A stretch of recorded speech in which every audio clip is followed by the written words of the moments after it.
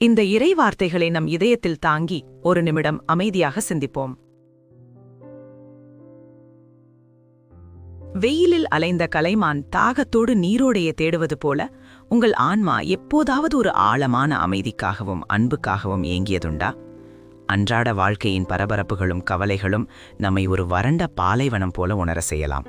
ஆனால் நம் உண்மையான தாகத்தை தீர்க்கும் ஜீவ ஊற்று இறைவன் ஒருவரே. அவர் ஏதோ ஒரு தூரத்தில் இருக்கும் கடவுள் அல்ல, நம் உள்ளத்தின் ஆழத்தில் குடியிருக்கும் உயிருள்ள இறைவன்.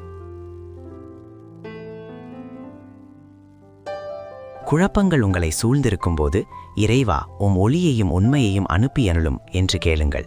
அந்த ஒளி உங்கள் பாதையை காட்டும். அந்த உண்மை உங்கள் இதயத்திற்கு விடுதலையை தரும். இறைவனின் பிரசன்னம் ஒன்றே நமக்கு நிலையான மகிழ்ச்சியை தரவல்லது.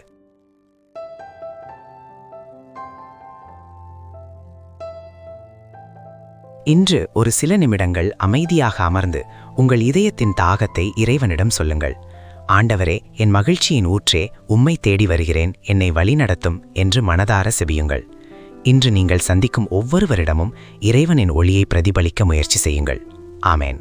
இந்த ஜெபம் உங்களை தொட்டிருந்தால் தினமும் எங்களுடன் ஜெபிக்க சப்ஸ்கிரைப் செய்யவும்.